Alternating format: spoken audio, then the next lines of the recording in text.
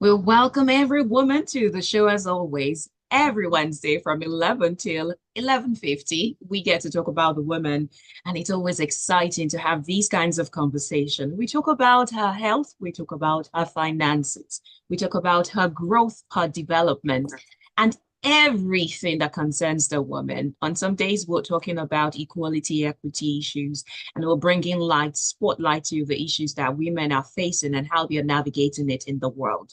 And on some days, we're advocating for these things as well.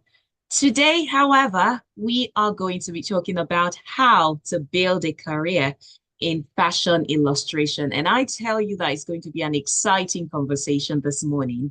As usual, you're welcome, and there are a number of ways you can be a part of the conversation.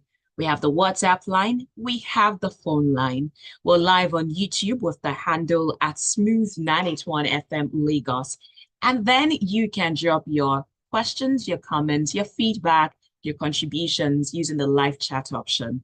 WhatsApp line is 0809 444 0981. And if you'll be sending a message to that line, please include your name and your location so we know who's talking to us. And maybe even go a step further to save your contact so that you can view our status and we can view yours as well. It's like being a part of the Smooth family. My name is Oluwaseun Olusegun. And today, like I mentioned, we're going to be talking about how to build a career in fashion illustration. Now, that's exciting because of the person who's going to be talking to us about it didn't start out, or at least we're going to find out how she started. But I know with a little teeny tiny knowledge of what I have. She started in law. So how she was able to switch over, and that's gracefully, into the fashion industry. And not just being in the fashion industry, she's worked with top brands, luxury fashion industry since 2015. And she's worked with top brands, including Vogue, Gracia.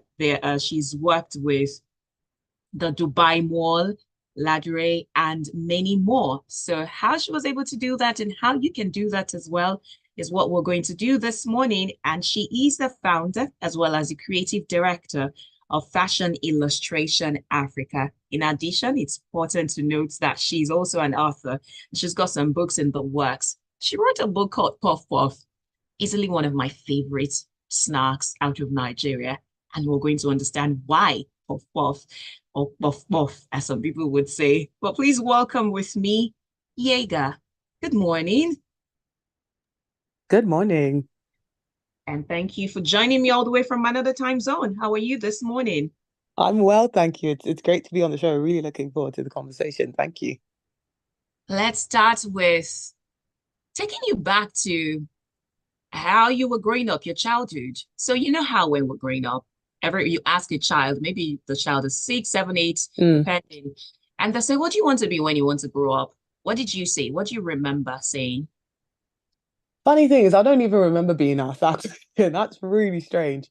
But I don't really remember being asked that question. But I do remember being in a home where I was really allowed to express myself. And I had aunties who, I mean, literally growing up in Lagos, I had aunties who would come back from wherever they lived in the world, and they would bring art materials, they would bring me sketchbooks and paints. So I was encouraged to be artistic from when I was very little. And I think also the type of education I had, and this is something I will keep repeating in this conversation, is the kind of education I was very privileged to have a good education and be in a school where art was part of the curriculum. It wasn't something you could avoid. Everybody had to do some sort of artwork. And as early as, say, 9, 10 years old, I already had, art teachers who said, "Oh, it seems you're talented in this area," and would give me more work than they would give the others. So I was able to really move forward, start to build confidence from an early age. Doesn't mean it was all smooth sailing, but I definitely think that my family scenario where I was encouraged to do what I liked helped me to develop my creativity. So if you had asked me back then, I probably would have said a singer. I'm going to be very honest. Looking back, I think most of my siblings were quite musical, so I would have said a singer. Yeah. So how did you find your way to law? Oh, my dad's a lawyer, and I think that's what we find with a lot of young people is mimicry. So if your dad's a doctor, most people in medicine have a family member or immediate parent in medicine. it's something we tend to do. It's very difficult to break out of the mold, which looking back now is something I should have been brave enough to do. But I realized that I did a sort of inventory of my skills. What do you do really well? Well, I'm quite the chatterbox. I'm quite creative. I like words. I like books. Okay, I'll be a lawyer. Because literally, what you saw as professions that were respectable were, we had the big four, we had the engineering or the doctor or that sort of thing. So I knew very, very early on, math is not my strong point. Hello. So I just realized what involves words that I can do. And so I thought about law, and nobody forced me. And that's the weird thing about my scenario. A lot of people have been forced into careers they did not enjoy. I did not have that background. My dad was very, very much do what you want within reason. And unfortunately, I don't think art was within reason. They didn't really see they didn't really see how I'd be able to take care of myself with an art career.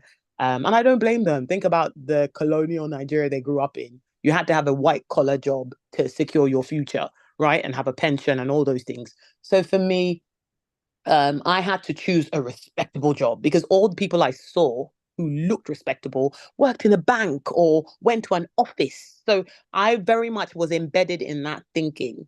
And so yeah, I chose law all by myself. And very soon, obviously, regretted it. Law school, finished law school. I won a prize at law school. So for those who were there in 2000 and what was it? Don't give my age away. 2008 or something. I won a prize in law school. I was the best student in criminal law.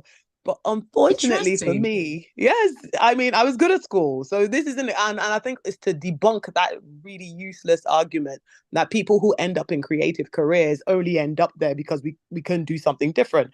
They should come and try and hold fort in your radio show for an hour and think off the top of your head and interview people. It's a difficult job. It's a very, very unique set of skills. And I think it's something, especially for our creative economy, we really need to be pressing into this and saying, look, we need to grow this. You should be, you know, talking to young children and letting them come see what happens in the radio station. Everybody doesn't need to be a lawyer and a doctor and whatever else it is.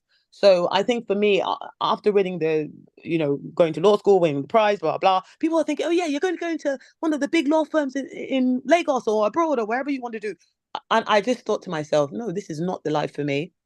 I had 6 months in a law firm and I was ready to die. It was repetitive. It was not what I wanted to do for the rest of my life.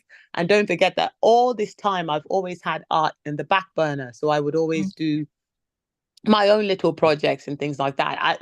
Since I was 5, possibly, I've been involved in competitions, Mm. so whether that's UNICEF or the US Embassy. Again, I'll go back to schooling. So I was very lucky. I went to one of the top schools in Lagos. I can plug them. Atlantic Hall at the time was probably the top school, probably in the country. So if there was anything good happening in the arts, they would bring that opportunity to us, and I would be able to, partake in that. It expanded my worldview completely. And this is, I think, where we're failing young people who are creative, where they are basically just being told to pass their core subjects, not explore their creativity and what they can do. And literally, school is a survival type of mode rather than the best time of your life when you're given opportunities to thrive. So for Mm. me, I think that was the different, not the differential, but I think that was the thing that really made my journey different. Where in the back of my mind, I always knew I could do these things, I can do them well. I just need the platform to do them. Okay. And I think as I got to my teenage years, so now, yeah, out of law school, I quickly asked my dad, look, please, can I do a degree in something else? He was very kind to again allow me to do that. That's why I said my parents are fantastic. And I did a marketing degree because I was still too scared to do something in the arts because I didn't think how would I make this work? And don't forget, this is pre-Instagram. That's how ancient. I can't believe I'm this old Oh, now. yeah. It's okay. It's okay, no problem. So this is pre-Instagram for all the people listening. And if there are young people listening and who are creative, yes, there was life before Instagram. I'm grateful for Instagram though, because my story is very much tied to Instagram. I'm sure we'll get there. But obviously, this is pre-Instagram, so I tell my dad, okay, I thought to myself, what's the most creative thing I can do, and will still look like a proper job. I thought, okay, yeah, marketing. So I went, I did a degree in marketing, graduated, met my husband. But by this time, I'm out of Nigeria. I live in England. And I met my husband, who's a researcher. So we get married. And then he sees that I'm always sketching. You are always perpetually sketching. So why don't you? And this is by the time Instagram is probably a year old. So this is probably 20, no, maybe 2 years old, 2012. And he says, look, why don't you just please put some of your sketches online? Let people see what you can do. So I've always been the secret art. Or everybody who went to school with me knows I can draw because I was sketching. Rather than listening, I'm sketching in the classroom, right? But I'd never really been bold enough to share my work. And it would always be fashion. I'm going to plug my sister. She'll be so glad. She's in Canada. If she ever listens to this, she'll be so happy. Yes, she started my art career. So my sister was really good at sketching. Okay. And there's a lesson behind this. She's really good at sketching. And being the little sister, she's my eldest. There's another sister and then me. I would sit next to her and just try to do what she was doing. Always sketching pageants. It'd be Miss Nigeria, Miss Ghana, and all those things. She stopped sketching and I continued. So it shows you how you can have a child, and for the parents listening, you can have a child who's very talented. If you do not own that gift, it will disappear. So my sister can't draw, but I can still see in my mind's eye the sort of sketches she used to be able to create really wonderful things. And I guess maybe it does. There's a gene in my family. I think sometimes there are families where there's a musical talent or artistic talent. I have an uncle who's a sculptor, so I know that this does run in my family. But it just shows how she stopped and I continued on. Okay, so again, when my husband says, put it online, I start to share because now I feel like, what's the worst that could happen? And then I start to put my work on Instagram, and that's where my whole story begins in terms of a proper art career. Now, I feel like there are so many layers to that story that I cannot wait to uncover. First of all, that thing you mentioned about art, about, Mm, well, it's not exactly within the bounds of reason back then, not yes, anymore. yes. If you were to enlighten people on what art is and Mm, you were to mm. share your perspective of art, what would it be? But of course, we're going to hold off on that thought right after this. Needed to take a quick ad break and we'll be Okay. back in a minute plus. Okay, fantastic. It's amazing how you run all of this at the back. Thank you. Interesting that the ad coming up after is Artex Lagos. Well, well. Perfect. Interesting. Discovery through African art, culture, and creativity. Get your tickets on artexlagos.com now. Artex Lagos is proudly sponsored by Access Holdings, Afrexim Bank, Stanbic IBTC Pension Managers, Chapel Hill Denner, MBA Africa, Anab Jets, Empol, Trace TV, Smooth FM, and Beat FM.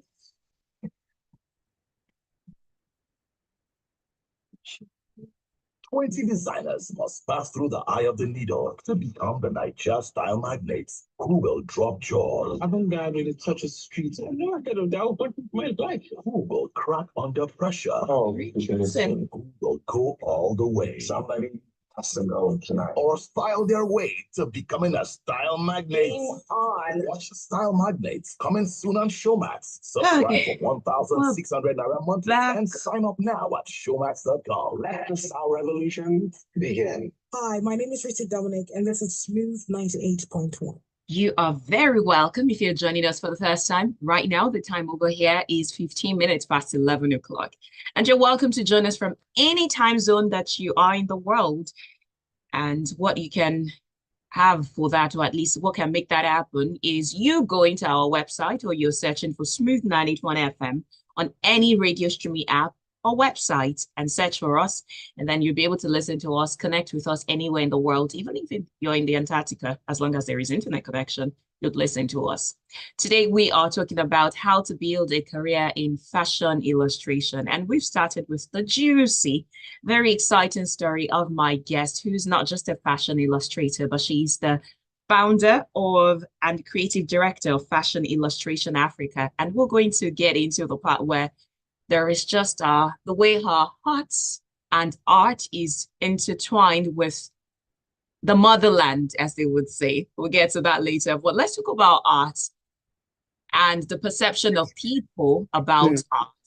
Yes. First of all, what is art to you? That's a really great question. I think art is really subjective. Art for me is creativity. I think it's self-expression in the truest, most genuine form that a person can express it. So what is genuine to me would be completely different to yourself. And I think for me, a lot of artists in different genres. So for me, it's illustration. For me, it's always been through clothing. But art is self-expression. It's putting your point of view in something that's maybe a little bit different than a normal person would. I think that's when you say somebody's artistic, it just means that they're very, very good at finding new ways to express themselves. For me, that's a broad brush of what art is. Mm, thank you. Now, talking about creating or having a career in art and the people having the opinion that it's because it's not a white collar job, it's not going Yeah. to put bread on your table, or if at all it's going to put bread on your table, it's going to be a measly morsel. What's your take on that? Isn't that the truth? I think that is it's the lie we've been sold. It's a lie in a sense, and it's true in some forms. I think if you do not have an enabling environment, you will, in quotes, suffer. But if you do have an enabling environment, it can be very fulfilling. If you're doing something that you are created to do, and I believe that God put that gift in all of us. Okay, so if you're doing something that is your unique, innate way of expressing yourself, there is no reason why you wouldn't prosper or you wouldn't do well. I feel like there'll always be a part of you that's a bit, just deadened to the world if you're not really expressing yourself in the way you were created to. Now, I can use my parents as examples. They believe in getting a good education and getting a good job that will sustain you. My father even was an entrepreneur, so he did have businesses very early on, but they always wanted that safety net. And I think it comes from society and the way society has been crafted of what a safe and sensible future is. And even if, your parents don't tell you you cannot be this, by the conversations you hear, by the people you see, applauded, you tend to make up your own little mind very early on that this is what success looks like. So nobody told me, well, actually, no. One time I actually heard, do you want to have your shop on the roadside? You better not be. What do you mean by you want to be an artist? You better go do something else. So literally, I was actually stopped from doing too many extracurricular activities. Shout out to my secondary school. They were really amazing. But I was so involved in things that they thought it would affect my education and thought you need to focus on your math and English. You need to focus on other things. So I switched art for French, which is something I still love.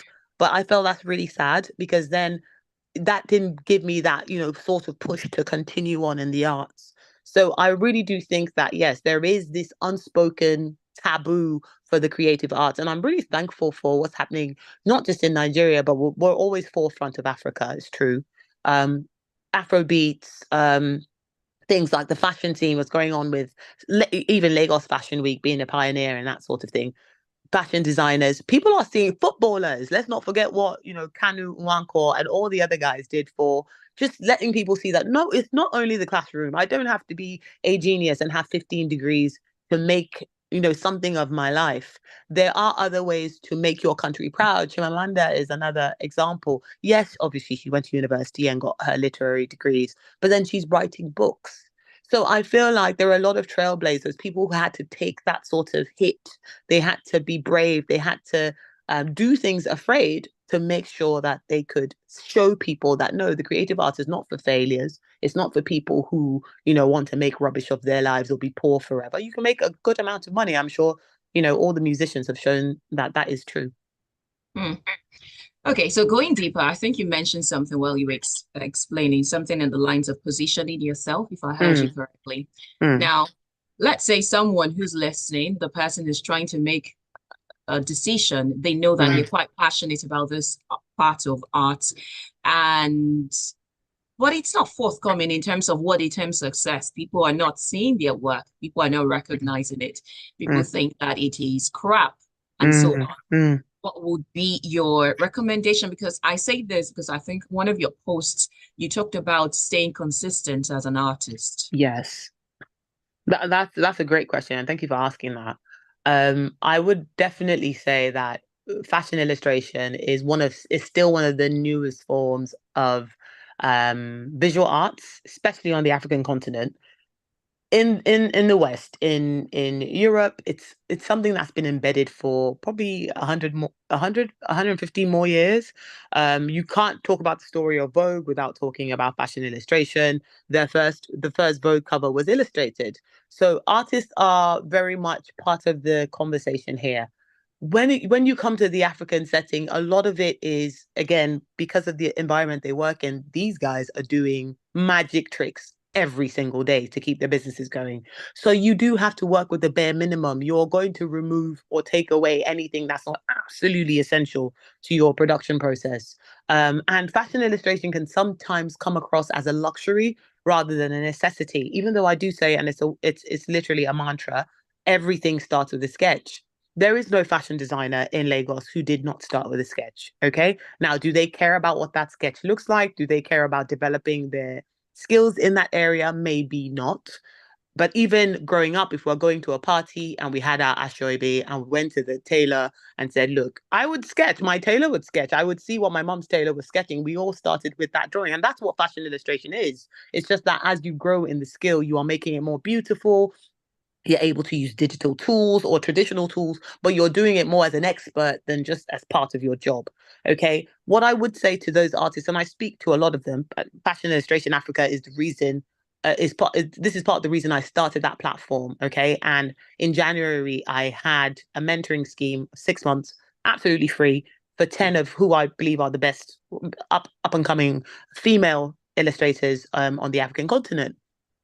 We had some from Nigeria and from Ghana. I'm hoping to widen it the next time around. Applications open soon.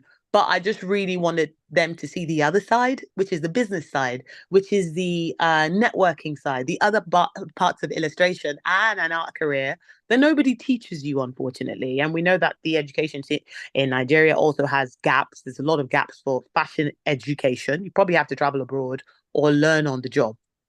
So I would definitely say that for those who want to think about doing this as a full-time career, it's a lot more than just being talented. There are a lot of talented artists who are not doing well because they've not plugged in to the other skills you need to build. Lovely, because now I need to understand those other lovely skills that you need to have and build. So I would say definitely number one, it's not a skill per se, but I think it's something you have to build is resilience. And it becomes a skill set. It's something where you have to be your own coach, you have to be your own therapist, you have to be your own marketing manager. You have to talk to yourself because there will be a lot of down times. Even for the most successful artists, there are times when you're stuck. You don't know what else to do. You have creative blocks. Sometimes you start to see other. Let's talk about social media as well. As much as it's a blessing, it's also a curse. You're constantly seeing everybody say, I'm thrilled to announce. I'm so excited to say, oh my LinkedIn. goodness, this fantastic thing happened for me. If you do not have that ability to say, you know what, I'm doing really well, I'm putting my best in, and my time will come, you will give up really quickly. And I also had the challenge of doing that in a very, very, I wasn't in my, obviously I'm British Nigerian, but then I'm Nigerian by birth. Okay, so I'm not in a country where I grew up in. I had to then plug myself in and really say, you know what, I belong here, I can do this.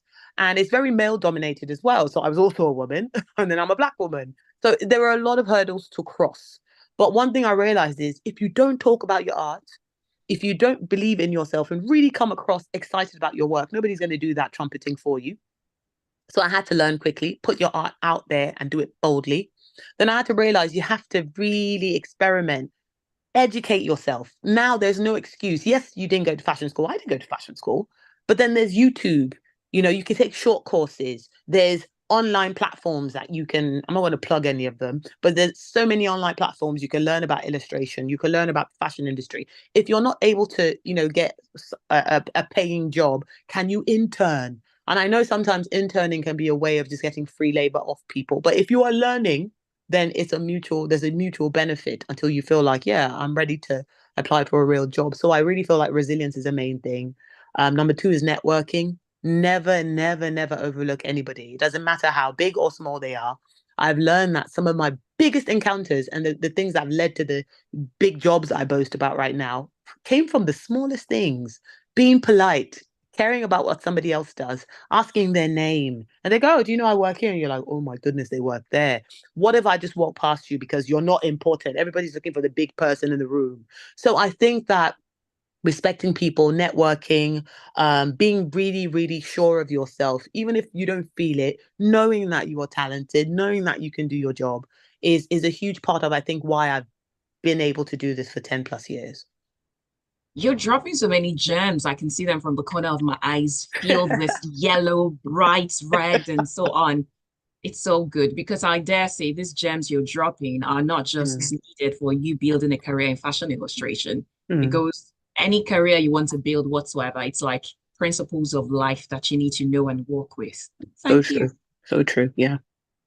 We'll take another breather, and when we come back, we will get on with the conversation and we'll talk about why you decided to write Puff Puff. No. You're listening to Soul Sisters on Smooth 98.1. Killed everyone. Don't even think about something like that. Yeah, interesting. Love music. Okay, so we have another minute's break and then Okay. we'll come back. No, thank you. It's been great so far. To make you know you start your phone, and day for you. Oh, Whether it's for water, fire burner, on the screen, papuka, no wahala. They can fix, go, come collect your phone. Fix and finish, come drop them for your tomato. Not only that one, oh. If you come buy any plan, we go help you guard your phone, MTN go summer you free data. Who no like a move? And you never finish, oh. MTN go come make them easy. With easy buy, drop that Talasa phone. Make you upgrade to new smartphone and pay small. For 3 months, call it 12 months. Now confirm sweet deal be this one, oh. You still dey wait? Waka go any mobile retail shop. Make you find easy buy agents now. For your mind to cool where you pick and fix, visit www.mtn.com/devices to enjoy all the correct services with the gear. MTN, waiting be doing today. A blend of only the best. So smooth music on your radio. Oh, yeah. Smooth 98.1. It's the Love Music, Love Life radio station. It's also the station that loves women and shows them extra love on Wednesdays from 11 till 11:50. And we do that in the form of conversations that are enlightening and that are so educating because we know that you starts from your mind, not your cloth, not what you eat. It starts from your mind. And that's why we're having these conversations. And it's been very illuminating with my guest this morning. And she is Yega. She's a creative director of Fashion Illustration Africa. And you're welcome to join the conversation by asking a question if you have anyone or sending your contributions to WhatsApp. That is 0809 444 0981. Again, 0809 444-0981. On WhatsApp, please, if you'll be sending the message, include your name. And on YouTube, you can search for us at Smooth 981 FM Lagos. Again, at Smooth 981 FM Lagos. Have anything to say? Drop it in the live chats. Okay, so back to the conversation. And there was something I was going to ask about. Should I say creating your niche or finding yourself? I think I will start with finding yourself. You knew at some point that you're definitely a creative through and through, but I'm not sure I fully zoomed in into how you decided to go to fashion illustration. So for such a person, how do you know what this is the part of art that makes me tick? One, and if there are a lot of people doing it already, how do I create a stand for myself? Again, great questions. I think it goes back to that story I told about my sister where she would sketch and it was always pageant dresses. So I think my first introduction to sketching was clothes. And so very much I would make little comics, but I was always sketching women and it was always women in lovely dresses, right from say the age of about 8, 9 years old, and I never really stopped. I did dabble into oil painting and I still do that even now. So the traditional fine art, but then I realized that's where my heart was. And I thought maybe it was because I needed to be a designer. So I thought maybe I'm supposed to be a fashion designer because I always had a really eclectic sense of dress. But very quickly I realized that's really not what I was interested in. And I would go into some fashion competitions, which included making the clothes, but I never was interested in making the actual garment. I realized my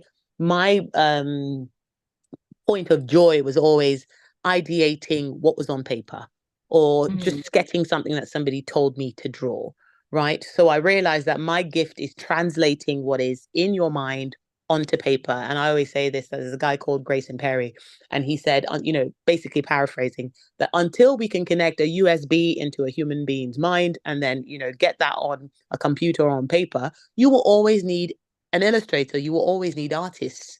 Okay, so we are visual language translators. So when, I don't know, LDA or any of the fashion designers in Nigeria says, I want this sleeve like this and like that, and they're talking to the staff in their atelier or the design house, somebody needs to translate that if the designer cannot sketch. So for me, that's just so intriguing.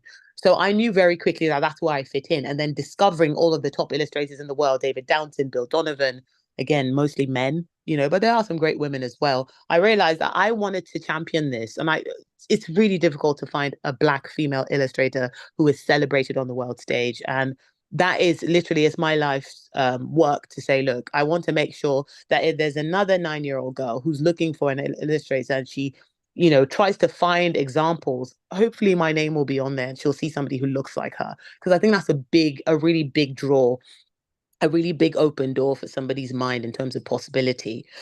So obviously that's how I found myself as an illustrator. And I realized, oh, this is a job. This is something people will pay me for. And I already do it. I already love it. I just didn't know it was a proper career. Right. And then I also think that you find yourself by doing. You find yourself by trying. In school, I tried everything. I tried pottery. I tried oil painting. I tried sketching. I tried, hyperrealism. There's nothing I didn't try. I even did stage plays. Literally, I even tried my hand at acting. And yeah, and Joke Silva. I remember this is very little, I probably was 14. And literally there was like a drama thing where she actually gave her like a commendation. Well done, you did good acting. And for me, that was a huge thing. Obviously, I wasn't interested in being an actress, but I would try everything. And I think people who are very adventurous usually find a unique path. So I would say to people who are creative and are looking for what to do, every opportunity that comes your way, try it. Because at the end of the day, what's the worst that's going to happen? You'll realize that is definitely not for me. You don't have that niggling what if.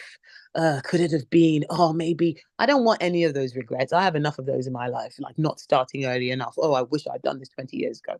So I think you do it, number one, by trying and by just very quickly, accepting what it is you like and building on it. Because a lot of people are too busy trying to build other people's careers when you clearly know this is what's for you. But you say, oh, but everybody else is doing that. Nobody was illustrating at the time. I mean, it wasn't something that was particularly popular, but now it's building. And I'm so happy that I started when I did.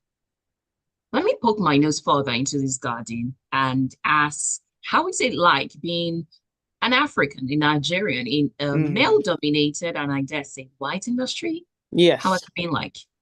I think it's been an interesting ride. I'll put it because I like to put a positive spin on things. I'm also going to say I've been very fortunate. Okay, I do believe that God's been very, very good to me. There's also been a lot of just happy accidents and good things.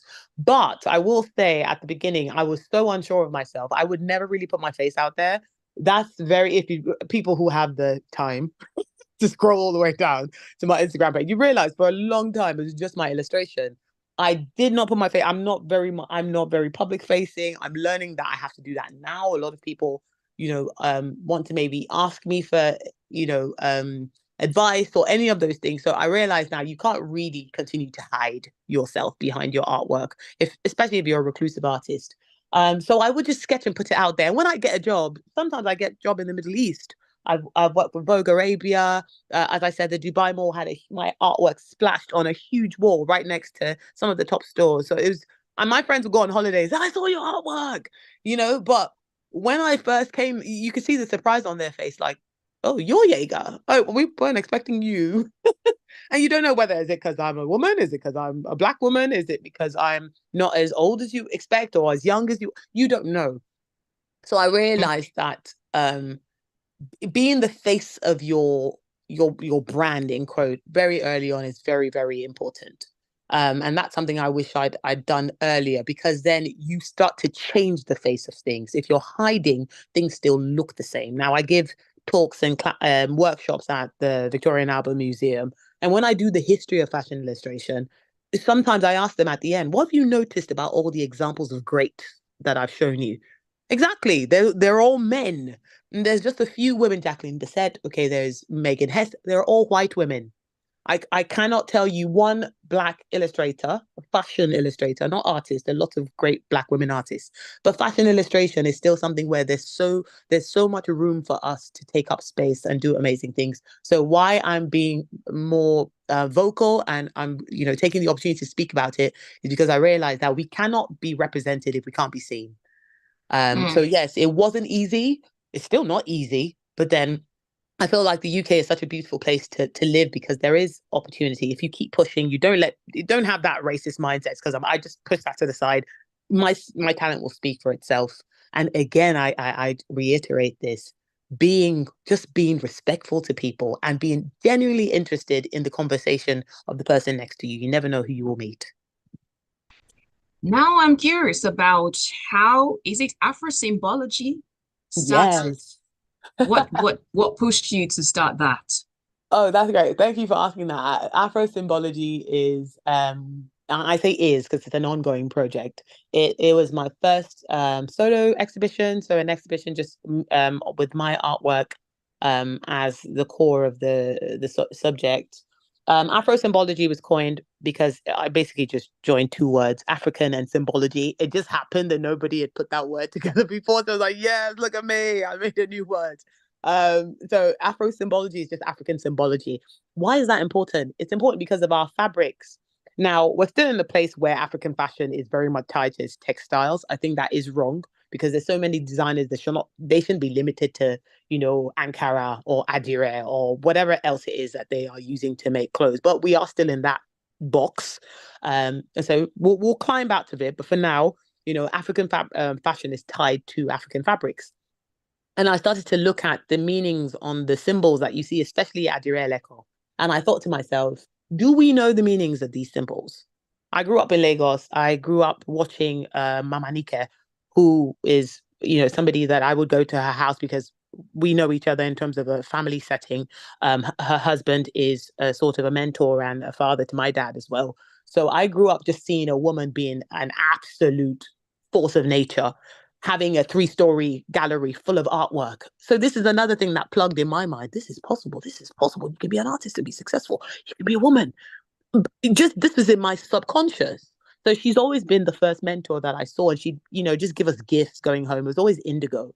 So for me, it was a place of freedom, and that cloth means a lot to me. So when I thought about my first exhibition, I obviously went back to the cloth, because I think our cloth is the foundation of African fashion illustration. We've always drawn. We just didn't draw on paper and pen, maybe like the Europeans, but we would draw on our cloth. That's how we have all these amazing things. And it is fashion illustration, but it's fashion illustration according to us.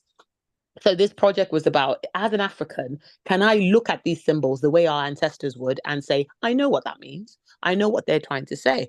And those who are Adire artisans, there was things like they draw guinea corn, and there'd be things like, Alangba, I hope I'm saying that correctly, like the lizard, and all of the Alangba. cover. Alangba, thank you. I'm sorry. I'm sorry. I'm an Edo girl trying to say some Yoruba words. Please do not be offended, my listeners. So, all of those lovely things, and you can correct me, what's moon and star, something at Irawo. All of those things, beautiful, beautiful patterns on the cloth. And I thought to myself, the lady who made this, or the young artisan who made this, do they know what their ancestors meant by these patterns? And we see so many new designers like Banke Kuku, a lot of people doing a lot of traditional fabrics. Do we still have that ownership of the meanings of our symbols? And that's what I'm deep diving into. So I just did an exhibition in September here in London. It was really, really amazing. And I basically was championing the fact that Adire Leko is one art form that was started only by women. Like, it was a woman only art. Men did not involve themselves in what seemed like a simplistic thing. So women would teach their daughters would teach their daughters. So Chief Nike was taught by her, I think, great grandmother.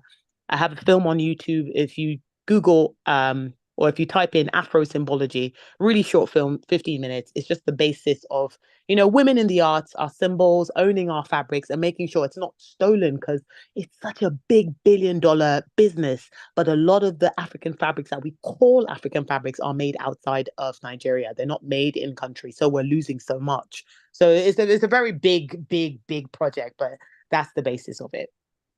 Thank you.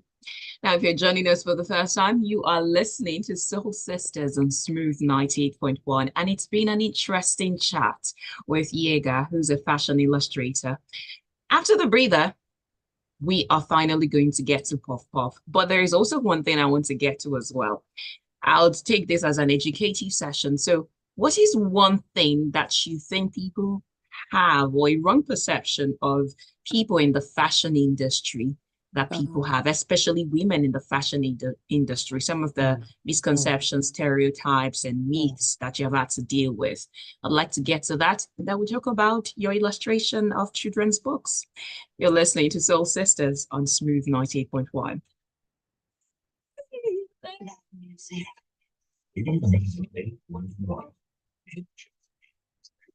Time runs by real fast. I thought we were just going for like 40 minutes and we'll be done. You are such a great interview as well. You let me go on and on, so that's great. Thank you. Snitch. I mean, Let them know we have, let's see. But to what extent will a man use God go to rise to the top? Find out in Princess on a Heel. Coming soon only on Shumax. Subscribe for 1,600 Naira monthly. Sign up now at shumax.com. My name is Adenike, actor, Writer. and you're listening to Smooth 98.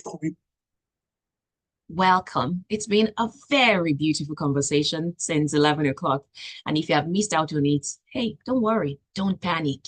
You can get the replay on YouTube, and that is at Smooth 981 FM Lagos, at Smooth 981 FM Lagos. You can go right there now to check out the live stream. It's still on, and you'll see my face. You might not see the face of my guest, but you'll see my face.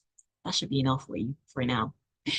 Okay, so let's talk about the fashion industry and some misconceptions. I don't know if you've ever come across throwing this in your face, or you overhearing it in conversation, some things that are wrongly believed about women specifically in the fashion industry. That's a really important issue, and I think it's ongoing. I think it's global. Maybe a bit more difficult to talk about in African settings, but I think it is a global issue. Where women have just a lot more hurdles to cross when they're in fashion. But I think one main thing is when you see a really successful woman in fashion, they think they're bankrolled by a man. So they think there must be some rich husband, or there has to be, some way that, they are supported by a male. It can't just be you. Where is the machinery behind you? So I think that it's just really insulting. And I think that it is something that allows a sense of you cannot do this by yourself. And I think that's been debunked by a lot of the young designers coming up now, where it's really bootstrapped. They've built their businesses little by little, and they stayed and they persevered. Now, even if you have investors who are family and who are male, there's nothing wrong with that, because that's exactly the same way that male designers are building their businesses. But I think when it comes to women, there's a lot of stereotypes. If you are tough, you develop some sort of reputation for being evil or being tough to work with. But these are the skills you need to keep a business going. So I think that women are very much over criticized and underfunded. So that is what I see in the fashion industry, and also comes to illustration as well. I remember when I finally started putting my face out there, and I remember somebody typing, and she was a young girl. She said, "Oh my goodness, I thought Jaeger was a man." I was like, wow, okay, I really need to put my face out here a lot more. So I think there's a lot of misconceptions about the abilities of women and what they can achieve on their own. I think the only way we can overcome that is just by, just keep breaking down those ceilings. I think I would have thought Jaeger is a man because of John Wick, for some reasons. Baba Yaga in John Wick was a man. This might be it. Maybe. Thank you for the clarity. Just maybe. Plus, the name sounds so powerful, right? Okay, Like, so let's talk about your love for children's works. You've illustrated three yes. children's book, and I believe two or more are still in the works, and you Mhm. are with the Association of Child and Authors and Illustrators in Nigeria. Tell me, how did you do that, or maybe start that journey, or what Mm. gave you the love for children's books? I think that it's always been something that's been part of my life. I've always been a big, which is how I ended up in law, anyways. I've always been a big, I would say reader, but also I've been a big looker. Okay, I tend to be looking at the books. They thought I was reading, but I was looking. So I liked pictures. I've always loved looking at pictures. And growing up, even Ali and Simbi Macmillan books, they was beautifully illustrated. I think Nigerian illustrators really did not get the credit that they deserved. I still don't even know the name of the illustrator. You know the name of the person who wrote the book, but who drew the books? Because it's a joint job.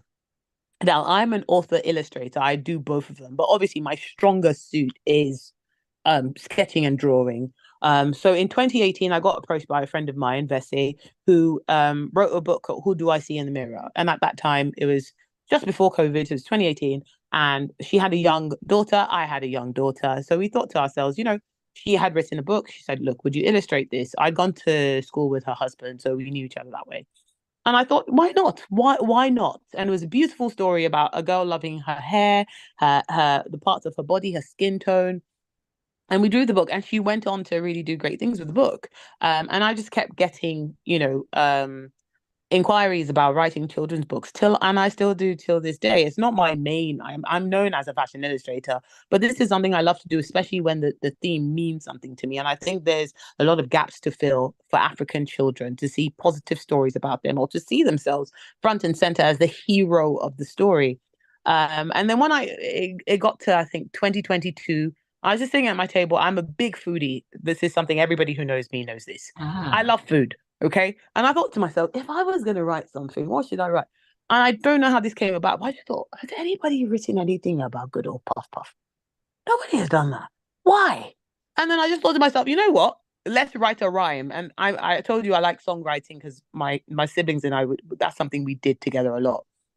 And I wrote this little rhyme that turned into a story because the book is a rhyming book. And it's about one of my favorite foods. I love small chop. Okay, like if you don't have small chops, it's just wrong. I think it's just wrong.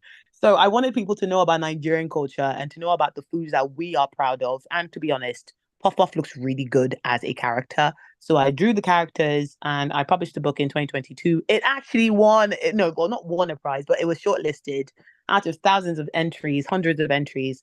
It was top 10, and that's first time author, first time, doing it by myself. I was really, really proud of that. And as part of ACAIM, the Association of Children's Authors and Illustrators of Nigeria, this is our dream. This is what we want to do, is to make sure that a Nigerian child can find literary content made by Nigerians for Nigerians. And so that's what the book is about. It's a recipe book. It talks about the different types of puff puff. There's, one puff puff with like Scotch bonnet, which is Rodo. I try to make it fun and funny. I'm even doing a reading here on Friday, so I'm really trying to push just the joy of our cuisine. I definitely think I'm a culinary writer, and that's another thing about finding your niche. Don't just write because you feel like you should write. What you like, write about what you like. And so I write about Nigerian food. So watch out, there might be another book coming out very soon. I don't want to talk about it when I've not done it. so I need to roll up my sleeves for this because I'm cooking violence. Duh. I It looks like I finally got my hands on one of the people that I've been looking for all my life. You're part of Wow. those who think there should be Scotch bonnet in Puff Puff. Yes. I'm really, really, but I think Rodo does belong in both. I think it I think does. it has no business there. Oh no, I'm sorry.